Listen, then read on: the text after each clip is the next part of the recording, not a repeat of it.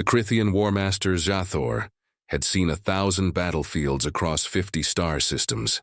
His exoskeleton bore the scars of plasma burns and kinetic strikes, each mark a testament to survival against impossible odds.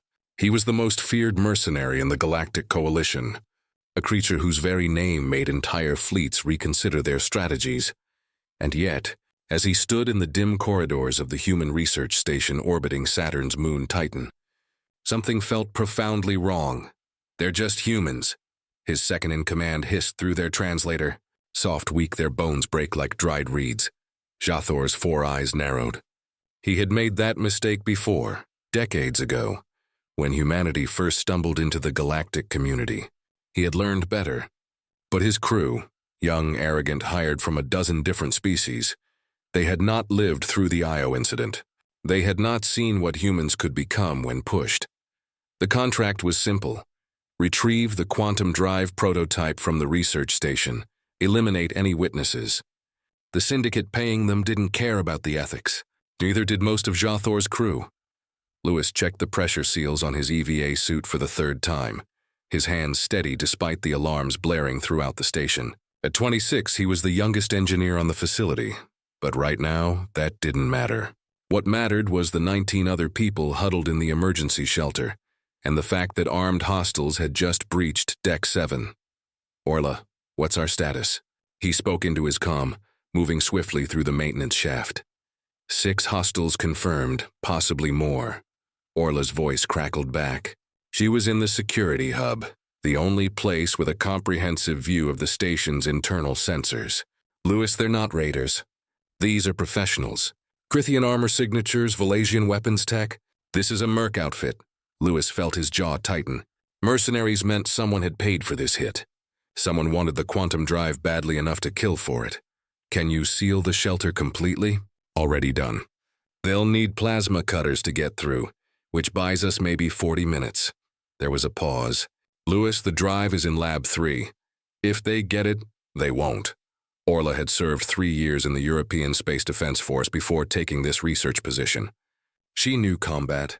She knew odds. And right now, the odds said they were all going to die. But she also knew humans. She pulled up the station's environmental controls, her fingers dancing across the haptic interface. The mercenaries would be wearing sealed suits, but the station itself could become a weapon. Pressure differentials, temperature fluctuations, gravity manipulation in specific sectors. "Lewis, I'm going to make their approach very uncomfortable. Do it." Zathor felt the gravity shift beneath his feet. A subtle change, but enough to throw off his equilibrium. Then the temperature in the corridor began to rise, not enough to breach their suits, but enough to tax their cooling systems. "Someone's playing games," one of his crew muttered. "No," Zathor said quietly. "Someone's fighting back." He had seen this before. Humans didn't have the natural armor of Crythians, the regenerative abilities of Volasians, or the hive mind coordination of the sectoids. What they had was adaptability, creativity, and a terrifying refusal to accept defeat. The corridor ahead suddenly depressurized, a controlled breach that sent 2 of his crew tumbling backward. Through his helmet's display, Zathor watched as a figure in an EVA suit emerged from a maintenance hatch, carrying something that definitely wasn't standard equipment. Lewis had jury-rigged the plasma cutter into something approximating a weapon. It wouldn't penetrate military-grade armor, but it didn't need to. He aimed for the joints, the seals, the vulnerable points that every suit had. The first mercenary went down with a severed coolant line, their suit's internal temperature spiking. The second tried to return fire, but Lewis was already moving, using the 0G environment like he'd been born in it. 12 years working in space did that to a person. "Orla, they're falling back to Deck 6. I see them. Lewis, the big one, the Crythian, he's not retreating. He's repositioning." Zathor had split his force. A tactical error most commanders would make when facing humans for the first time. They assumed numerical superiority mattered. They forgot that humans had survived as apex predators on a death world, where everything from the bacteria to the weather tried to kill them daily. He moved alone now, toward Lab 3, leaving his crew to deal with the human engineer. He would complete the mission himself if necessary. But when he entered the lab, he found Orla waiting. She held no weapon. Instead, she stood beside the quantum drive, her hand resting on the emergency containment release. "One more step," she said calmly, "and I vent the entire core into subspace. The collapse will take out this station, your ship, and probably half of Titan's orbital infrastructure." Jathor's translator parsed her words, but it was her eyes that told the real story. She wasn't bluffing. Humans, he had learned, would burn their own house down rather than let an enemy take it. "You would die," he said. Yes, the single word carried the weight of absolute conviction. Jathor had faced desperate enemies before, but human resolve was different. It wasn't desperation. It was calculation. They had assessed the cost and decided they would pay it.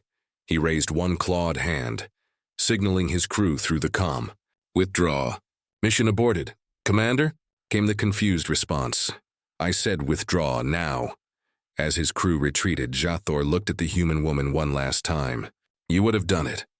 I still will if you're not gone in 3 minutes." He left. Later, as his ship jumped to FTL, his second-in-command demanded an explanation. Jathor's mandibles clicked in what might have been a laugh. "I've seen species with stronger bodies, sharper minds, better technology," he said. "But humans? They're the only species that treat suicide as a viable tactical option and makes you believe they'll smile while doing it." He pulled up the contract payment, splitting it among his surviving crew. "Next time someone offers us a contract against humans, I beg you, underestimate their resolve. I'll be wealthy from your share of the contract." But Jathor knew there wouldn't be a next time. Not for him. Some lessons only needed to be learned once.